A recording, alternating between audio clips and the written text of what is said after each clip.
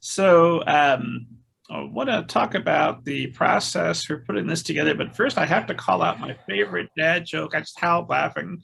One of the vampires has a band, and he's Scott Dracula with Quantum Creep, which that's maybe my favorite joke in the book this year. So congratulations to both of you.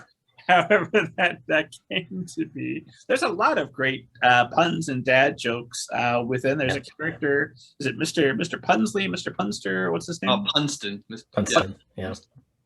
You guys swap back and forth dad jokes until you had enough in there that kept both of you. I'm assuming you're both on board with these dad jokes.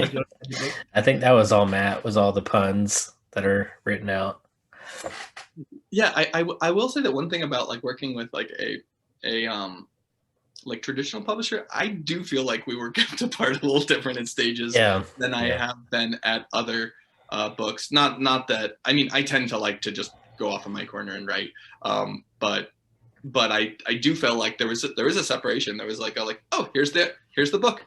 It's done, the art, and it was like a little different than at Oni Press. At like every stage, I would be seeing art coming in, seeing every bit of it, and it was just kind of a different process. Still awesome. I mean, I'm so happy with the result, incredibly happy. Sam's amazing, but it was different seeing it go that way, you know.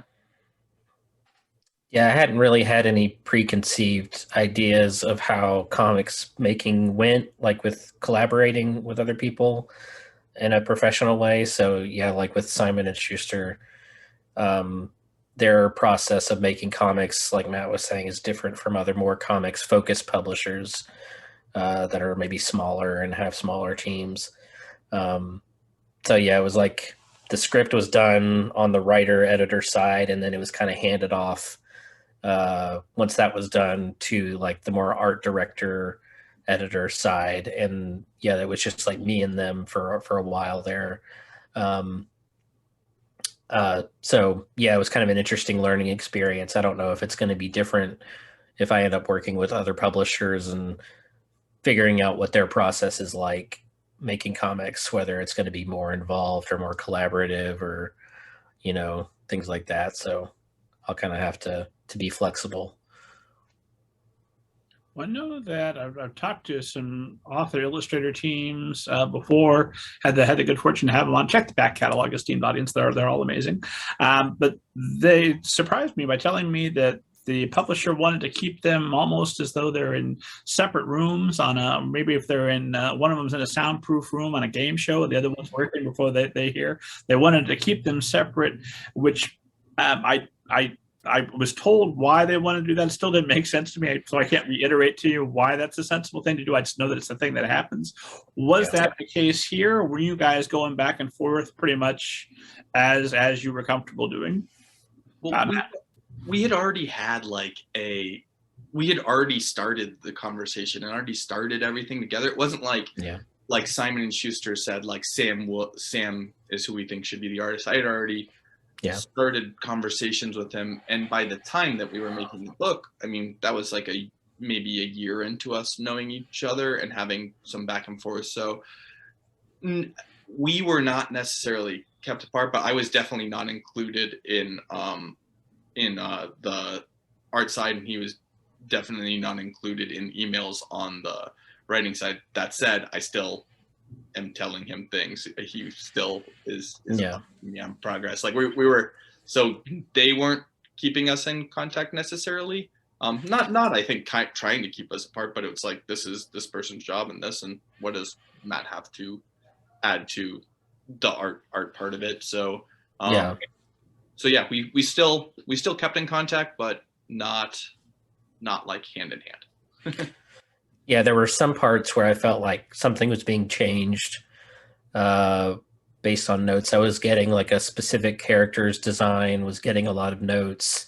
I think Plenty was getting a lot of notes from my side. And I felt like Matt and I had really agreed on our original design. So I was letting him know, like, do you think that we should, change her? Or because I really felt strongly about keeping her design like we originally planned. So that was one thing where I was looping Matt into what was going on my end. And as well, there were some other things I think that had come up at various points, but that was just one example where I felt like something was being changed in a significant way that I wasn't, that I didn't agree with. And it would be wrong of me to want to exploit any potential conflict just because of great podcasting. Who would do that? I would never do that. But I assume because this is a creative endeavor, at some point, one of you must have had an idea for a character that the other one didn't 100% agree on. When you came to spots where you was there ever a spot where you weren't seeing eye to eye? And if so, how did you resolve it? Matt, you first. I don't think there was one. Not that no. I don't think that anything that was I like to certainly not be over controlling in designs and that stuff, which I think leads to there not being conflict. I think if I was like, it's this way, then obviously you get a robot doing a job and it's not the same. But like, I'm working with people because I like their work, I like them, so I want us to work together. And I can say I don't think I've had anything with really anyone I've worked with since maybe like one person early on, but I don't know if anyone would have been able to work with them. But in general, I want to make it's our book. I mean, it's both of our names on there, so it's a giant idea. Just like if you're getting a tattoo done, it's going to be way better if you like let someone go and give someone some room instead of do exactly this. If an artist has room to do what they want, it's always better. Yeah, I really lucked out with Matt. Like, he's very open with giving, not just like, here, do whatever you want. Like, he gives some ideas for like, this is what I'd like the character to look like, and this is kind of like the aesthetic. Like, there were some notes about, here's what I want like the lumberjack side of the book to kind of look like, and here's what I'd like the vampire side of the book to look like. And I was kind of able to play with that.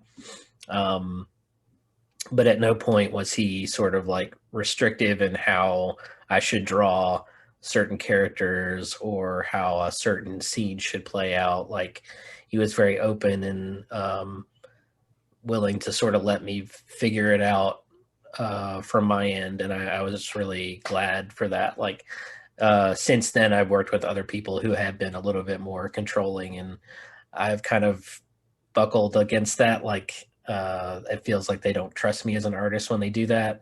But I was really glad that Matt did trust me, even though I wasn't experienced. Like, I didn't have like a book to my name or whatever, but he still kind of trusted me in my own artistic sense to figure it out, and really liked the results. So yeah, love it. Yeah. Would you like to call those people out by name now and enhance the no. maybe that's not such a great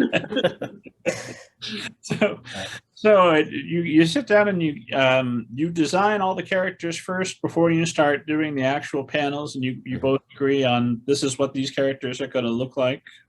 Do I have that process right? Yeah, more or less. I did like in drawing the pitch pages, I would design like the mom and the dad and Jackula first, and then as Matt would sort of develop the script, more characters would be introduced, and I would kind of come up with a couple of sketches for what the character would look like. But yeah, we would sort of figure out what the characters would look like first before nailing down like the panels and things like that. So I would know what everything was supposed to look like before I'd start figuring out like what each page was going to look like. And Matt, did you have sketches that you were sending Sam like, hey, this is what I'm seeing in my head, something like this? Or would that be a huge overstep? I think it's an overstep sometimes. But then again, I'm not sure if I sent you anything for Jack. That's the only one I could think that I would have, but I don't think I did. I think I just gave a written description. Yeah.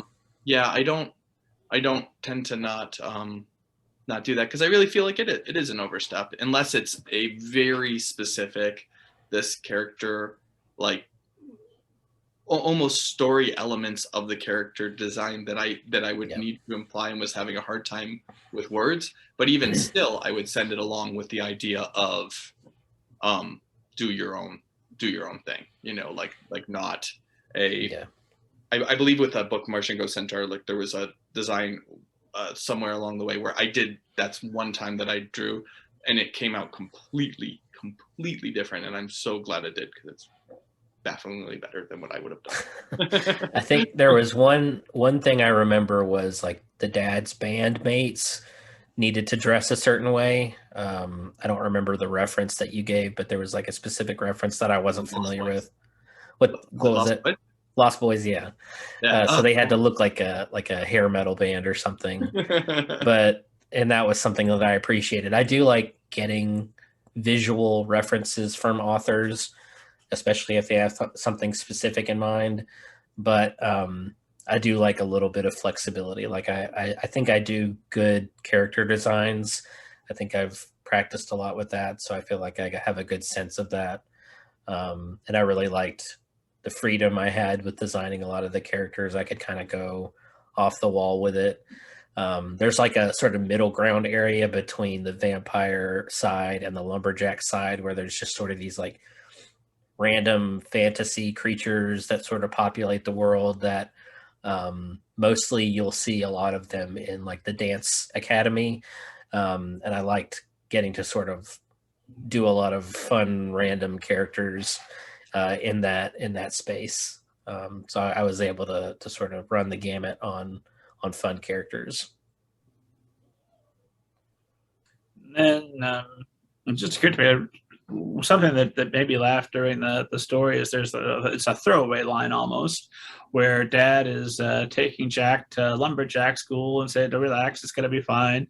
There might be some vampires there, and if there aren't, you could always make some more, or something to that effect. Well, that does change things, because Jack does have the ability to just take care and take the situation in hand. Everybody's vampires now. We're done worrying about differences. Got this one moment. So things to maybe consider for the sequel. I don't know. much darker sequel, much darker. So once everybody is designed, then you've got to figure out the panels, and obviously the script is going to play a huge role in that. But visually is there has to be some compromise, because you've got to get the story done. You've got to get it in so many pages.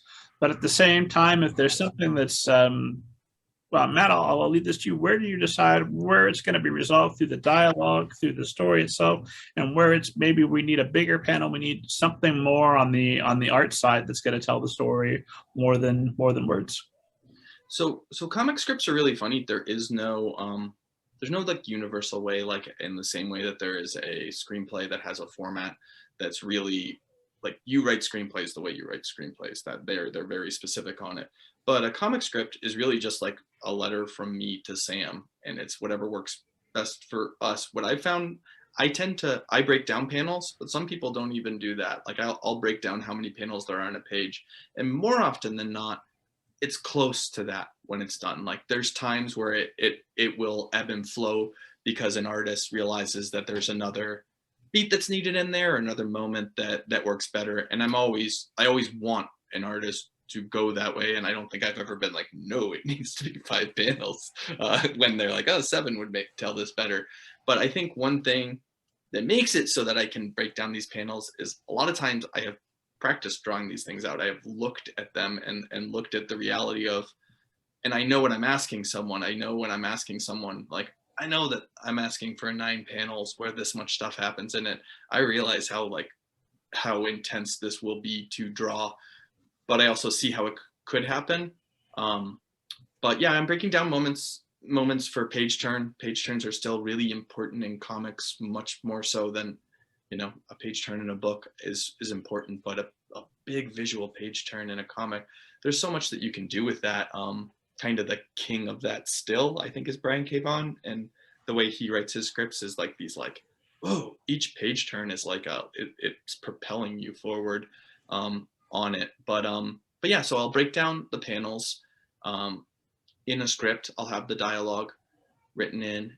I'll send it to Sam, and then he'll thumbnail, and some moving happens then. That's when Sam's like, hey, you tried to have him do like 6 things in this like one panel, like that can't actually happen. And we're like, oh, this needs to be expanded, and we need to make it like, might even need 2 more pages to make this happen. That didn't happen in this book, but it's happened before with things.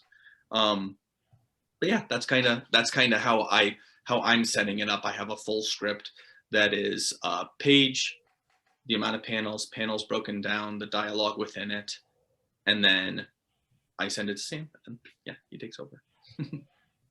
And Sam, did you have moments where you're like, well, I could definitely do a better drawing here, or a more detailed drawing if there wasn't so much dang dialogue eating up the panel with this word balloon? Maybe we cut a line, or were you able to make a suggestion like that, or is that a huge overstep in the other direction where, hey, cut a line so I can fit the full picture in? So when I was thumbnailing, I didn't think a lot about dialogue at that stage. Like I was mostly thinking about how to sort of block out the action, what's going to be the focus of this page. Matt was good about saying that this panel on this page is important, so it needs to be, you know, bigger than the other panels on the page because it's going to be the focus. So I would try to keep that in mind. And yeah, like Matt was saying, like occasionally I would say like this action needs to be broken down into more panels because it's going to be like confusing to show just on one panel. But you know, after sort of the more detailed pencil pages and like a dialogue pass, the editor would sort of work with Matt, I guess, with figuring out like the action being described in the dialogue is already happening on the panel. So maybe we can cut out some of the extraneous verbiage or things like that to make more room for the art. Like we don't need it to say just what's going on at the panel because you're already seeing it visually. So there were stages where that would happen in the editing process. But yeah, it was all sort of new to me. Like I was saying before, just the various stages of thumbnailing, penciling, then nailing down like the black and white art, and then the dialogue was all sort of a long, drawn out process where there would be multiple notes for like, do we need to make the view here wider? Do I need to include more background details? Or is Jack's axe handle coming out consistently on the same side of his book bag? Things like that I would sort of have to pay attention to. But yeah, I think it was a really useful learning process this go around. Gotcha. And so well, I had another question, but I feel like we've covered it. I feel like anybody who's been listening to us at this point, if they want to get together and they want to make their own graphic novel, they're set. They've got the process down. So